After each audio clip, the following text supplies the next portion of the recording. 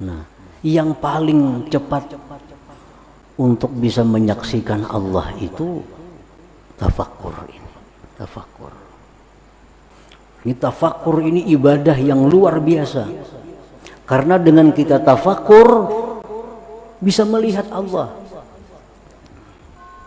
Dengan tafakkur kita bisa melihat Allah Subhanahu wa ta'ala. Jadi tafakkur itu merupakan satu ibadah yang sangat tinggi nilainya di sisi Allah. La ibadata kat tafakkur, la ibadata kat tafakkurin. Tidak ada ibadah senilai tafakkur itu.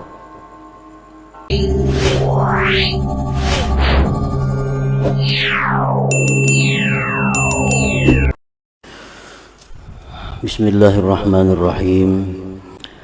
Salawat dan salam atas junjungan kita kekasih Allah Nabi besar Muhammad sallallahu alaihi wasallam dan seluruh keluarga, para sahabat, zuriat dan pengikut beliau. Para muhibbin rahimakumullah. Qala al-Imam Ahmad ibn Athaillah Sakandari rahimahullah wa nafa'ana bi'ulumi wa asrari. Hikmah yang ke-135 dari Al-Hikam. Jikalau tidak nampak Allah Subhanahu wa ta'ala pada alam semesta ini, niscaya tidaklah jatuh atasnya alam ini sesuatu yang bisa dilihat. Andai kata Allah itu tidak nampak pada alam ini, niscaya tidak ada yang bisa dilihat. Artinya niscaya tidak ada yang lainnya. Walau zaharat sifatuhu, jikalau nampak sifat-sifat Allah itu, idmahallat muqawwanatuhu, maka hancurlah, leburlah seluruh alam semesta ini. Nah, para muhibbin rahimakumullah, di dalam hikmah ini yang ke-135 ini ada dua sisi, ada dua perkara. Yang pertama, jikalau Allah itu tidak nampak pada alam semesta, niscaya tidak ada di alam ini yang bisa dilihat. Itu sisi yang pertama. Sisi yang kedua, jikalau nampak sifat-sifat Allah itu, niscaya hancurlah alam semesta ini. Jadi ini ada dua pembahasan. Yang pertama dulu yang kita bahas. Renungkanlah, amatilah pada alam semesta ini, yang mana kau lihat dengan dua mata engkau, langit dan yang ada di langit daripada bintang, matahari, bulan dan lainnya. Nah, itu kita amati, kita cermati, kita renungi langit, bulan, bintang, matahari dan lain-lain. Dan pada bumi dan yang ada di bumi, gunung, pohon-pohonan, tumbuh-tumbuhan dan sesuatu yang Allah tebarkan di bumi daripada segala macam binatang-binatang. Wa fil bihari, dan pada laut, wa sya'niha, dan keadaan laut, wa ma fiha, dan yang ada di laut, min ghoraibil makhluqat, daripada makhluk yang ganjil-ganjil. Kalau semua itu kita cermati, kita renungi, tajidha tuhaddits, niscaya engkau dapati langit, bumi, binatang, gunung, engkau dapati semuanya itu tuhaddisu wa tantiqu bilisanin fasih, niscaya engkau dapati semua tadi bercerita, bertutur dengan bahasa yang fasih, dengan lisan yang fasih, biwujudillahi ta'ala, dengan adanya Allah subhanahu wa ta'ala,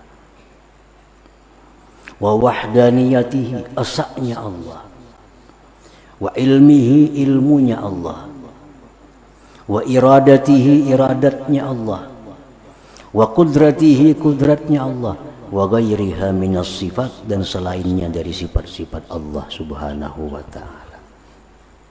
Artinya kalau kita amati sebatang pohon, kita amati, kita cermati, niscaya pohon itu berkata, ujar pohon, Allah itu ada, Allah itu esa, Allah punya sifat ma'ani dan sifat lain. Andai kata kita mau mencermati, gunung demikian, laut kalau kita amati, kita tafakuri, kita bisiki, niscaya dia berkata, laut itu, bahwa Allah ada, asa, kuasa, dan lain-lain sifatnya. Nah, para muhibbin rahimakumullah, jadi artinya adanya Allah itu sangat nampak di alam semesta ini. Zuhuruhu fil mukawwanat, nampak Allah itu ada pada alam semesta ini. Karena segala sesuatu di alam ini menceritakan tentang Allah. Segala sesuatu, dari yang paling besar sampai yang paling kecil, mereka itu bertutur biwujudillah, dengan adanya Allah. Esa, tunggal. Nah, para muhibbin rahimakumullah, laisa bi'aqilin may yasma'u kalaman thumma la yu'minu biwujudil mutakallim. Laisa bi'aqil may yasma'u kalaman thumma la yu'minu biwujudil mutakallim. Tidaklah berakal orang yang mendengar perkataan tetapi dia tidak percaya adanya yang berkata-kata. Itu kan kada berakal tuh. Tidaklah berakal orang yang mendengar perkataan-perkataan tapi dia tidak percaya ada yang berkata-kata.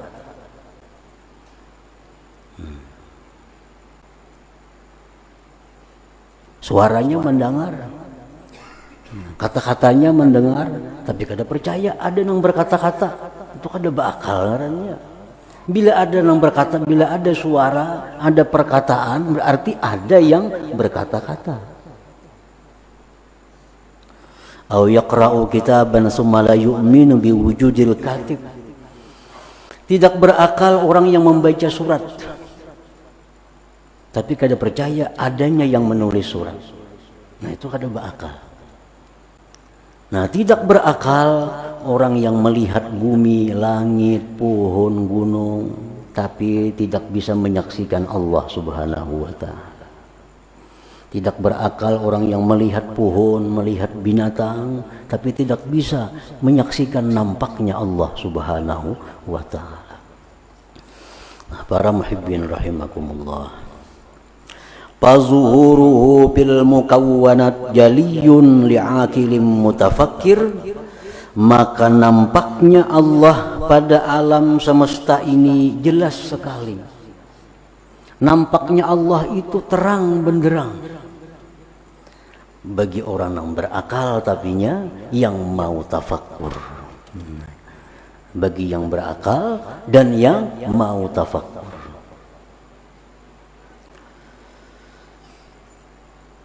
Nah, kalau orang itu kada berakal, kada mau tafakur, niscaya Allah itu tidak ada. Allah itu tidak nampak. Yang nampak hanya gunungnya, yang nampak hanya pohonnya, yang nampak hanya kambingnya, yang nampak hanya langitnya. Allahnya kada kelihatan. Itu karena tidak ada akal dan tidak mau tafakur.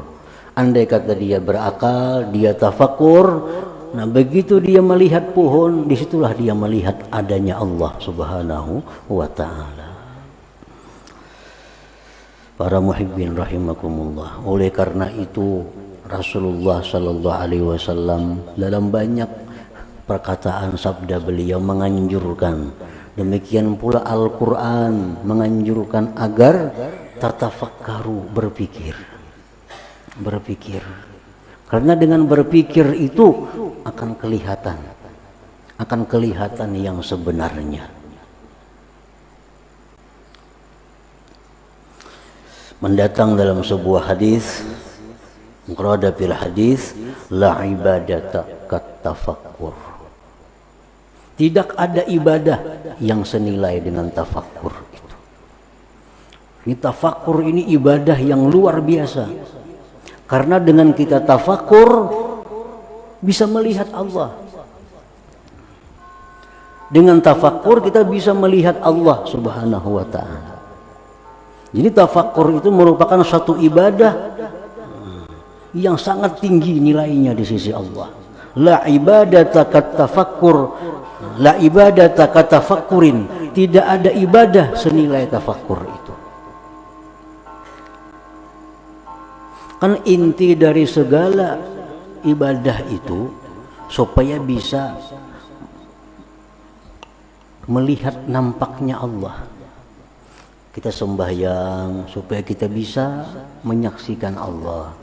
Kita membaca Quran supaya bisa kita menyaksikan Allah.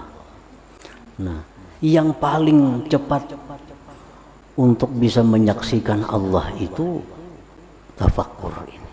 Tafakkur. Para muhibbin rahimakumullah. Wa warada 'anil Nabi sallallahu alaihi wasallam tafakkuru sa'atin khairun min ibadati sanah. Tafakkur sesaat, tafakkur sejenak itu lebih baik daripada ibadah 1 tahun yang tidak ada tafakkurnya. Kita tafakkur melihat momennya sebatang pohon tadi, melihat kita pohon.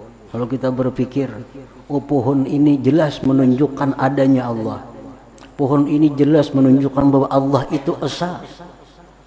Karena kalau Allah itu 2, hilang pohon itu, kada akan wujud. Oh pohon ini menunjukkan bahwa Allah itu berilmu, kuasa, berkehendak. Nah, tafakkur yang seperti itu, yang sejenak itu, kaibadati sana seperti ibadah 1 tahun. Abi Darda salah seorang sahabat besar, ditanya istri beliau, apakah kebanyakan keadaan Abi Darda itu? Apakah Abi Darda itu banyak baca Quran? Apakah Abi Darda itu banyak salat?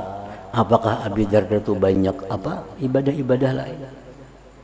Qalat, berkata istrinya Abu Darda, kana aktsaru sya'nihi at-tafakkur. Adalah kebanyakan keadaan Abu Darda itu amaliyahnya tafakkur tadi. Duduk merenung. Dengan perenungan itu tersimpul bahwa Allah Maha ini, Maha itu, Maha ini. Nah, itu luar biasa. Walaupun inting, walaupun ringan, tapi nilainya besar tafakkur itu. Nah, kenapa kita sudah terbiasa melihat alam ini hanya alam? Tentu alasannya karena kita kadang mau tafakkur itu. Kita kadang mau tafakkur. Atau kadang bisa tafakkur. Kadang bisa tafakkur, sehingga melihat alam hanya alam. Melihat alam hanya alam. Padahal alam itu menunjukkan nampaknya Allah Subhanahu wa ta'ala. Nah, kenapa sebabnya? Karena kita kada tafakkur tadi. Kalau dilanjutkan, kenapa kita kada tafakkur? Karena penuhnya hati kita dengan pikiran-pikiran lain. Karena hibak sudah, hati kita kada muat lagi dengan pikiran-pikiran yang lain. Para muhibbin rahimakumullah, Allah Subhanahu wa ta'ala berfirman, afala yanzurun ilal ibil kaifa khuliqat wa ilas sama kaifa rufi'at wa ilal jibal kaifa nusibat wa ilal ardi kaifa sutihat. Ini ayat menyuruh kita berpikir, walaupun kadang dalam bentuk amar. Apakah mereka tidak merenung? Apakah mereka tidak berpikir, tidak memandang, mengamati kepada unta, bagaimana unta itu diciptakan Allah Subhanahu wa ta'ala. Ini menunjukkan bahwa kudratnya Allah Subhanahu wa ta'ala.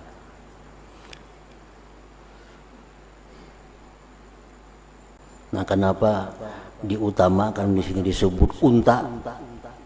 Ujar para ahli tafsir, karena orang Arab itu memang kegemarannya itu unta. Kekayaan seseorang dinilai dengan banyaknya berisi unta. Makin banyak berisi unta, makin kaya. Jadi Allah pertama menempatkan unta. Afala yanzurun ilal ibili kaifa khuliqat wa ilas sama kaifa rufi'at. Apakah mereka tidak memandang, memikirkan bagaimana langit itu diangkat oleh Allah tanpa ada tali gantungan, tanpa ada tiang penunggaknya. Wa ilal jibal kaifa nusibat, dan kepada gunung bagaimana gunung itu ditegakkan oleh Allah. Wa ilal ardi kaifa sutihat, dan kepada bumi hendaknya merenung bagaimana bumi itu dihamparkan oleh Allah Subhanahu wa ta'ala. Nah, ini satu contoh bahwa Allah Subhanahu wa ta'ala mengajarkan kepada kita yang ditafakuri itu adalah makhluk Allah. Jangan sekali-kali berpikir tentang Allah. Allah tuh kayak apa? Jangan itu pikirannya. Tafakkaru bi khalqillah wa la tafakkaru billah. Berpikirlah tentang bagaimana Allah menciptakan makhluk. Jangan berpikir bagaimana Allah. Nah, jadi itu bagian yang pertama tadi dari hikmah yang ke-135, bahwasanya jikalau tidak nampak Allah pada alam ini, niscaya tidak ada yang bisa dilihat. Artinya Allah Ta'ala itu sangat nampak, sangat jelas pada alam ini. Tapi bagi orang yang berakal, yang mau berpikir. Nah, bagian yang kedua dari hikmah yang ke-135 ini, walau zaharat sifatuhu id mahallat muqawwanatuh. Jikalau nampak sifat Allah, hancur alam semesta. Nah, itu timbul jawaban. Itu jawaban dari suatu pertanyaan. Fa in qila lima la yulhirillah zatahu aw sifatahu ayana. Kenapa Allah tuh kadang menampakkan zatnya tuh sifatnya terang-terangan? Ya, kalau langsung Pak Allah tuh muncul, juga tidak perlu bertafakkur lagi. Langsung zatnya atau sifatnya. Faqullahu, katakan kepada orang yang bertanya itu, lau zahara laka fi dzatihi aw fi syai'in min sifatihi ayana lad mahallat minka kainunatuka wala gibta an wujudik.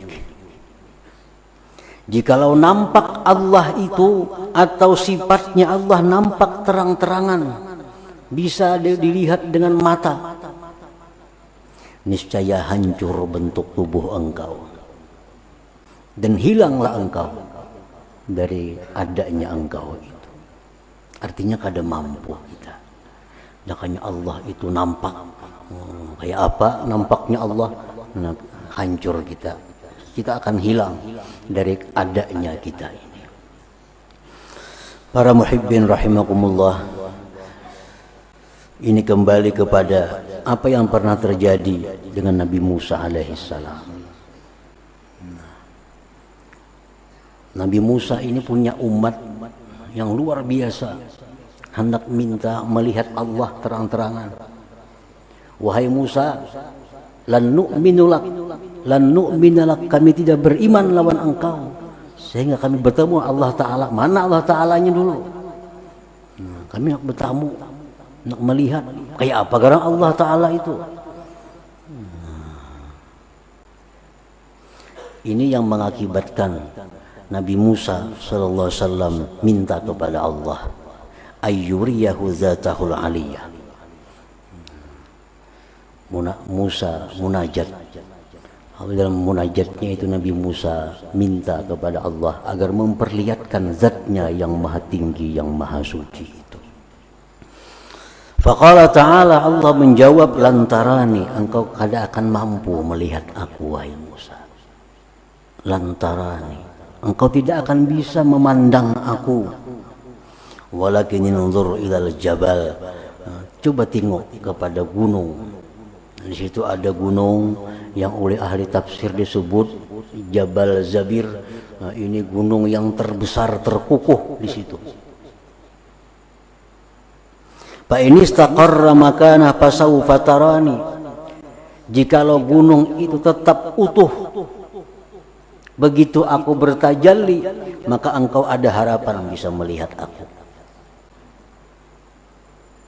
Falamma tajalla rabbuhu lil jabal, manakala bertajalli Tuhan bagi gunung itu, yang muncul disebut dalam beberapa hadis hanya cahayanya Allah.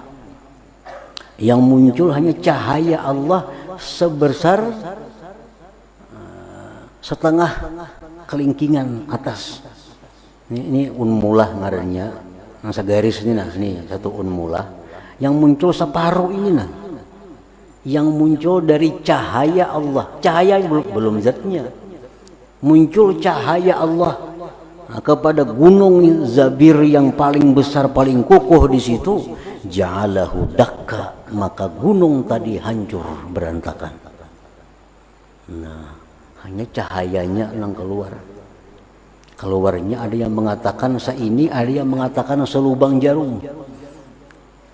Nah, itu hanya muncul cahayanya Allah, gunung hancur.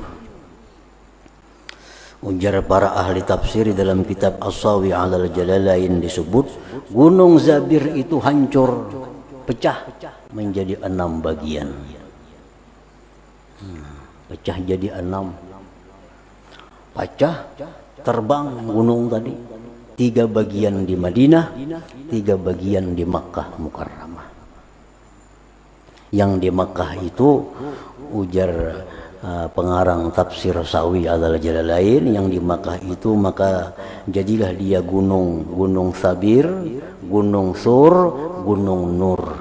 Itu pecahan gunung yang bekas tajalli Allah Subhanahu wa taala. Sedangkan di Madinah itu menjadi 3 bagian juga. Pertama Uhud, yang kedua Warqan, yang ketiga Radwa. Gunung pun hanya dengan sebesar itu cahaya Allah sudah hancur. Ini sudah sebenarnya kita bahas pada hikmah yang ke-113 dahulu. Nah, para muhibbin rahimakumullah, qadallahu ta'ala an la yura bi hadhihi al-hayati dunya bil absar. Allah Subhanahu wa taala telah menentukan, memutuskan bahwa Allah tidak bisa dilihat dengan mata kepala dalam kehidupan dunia ini. Itu sudah ketentuan dari Allah, bahwa Allah itu hanya bisa dilihat di surga bagi orang-orang yang beriman kepada Allah Subhanahu wa taala. Nah, jadi ini bagian yang kedua dari hikmah yang ke-135 tadi. Nah, selanjutnya hikmah yang ke-136.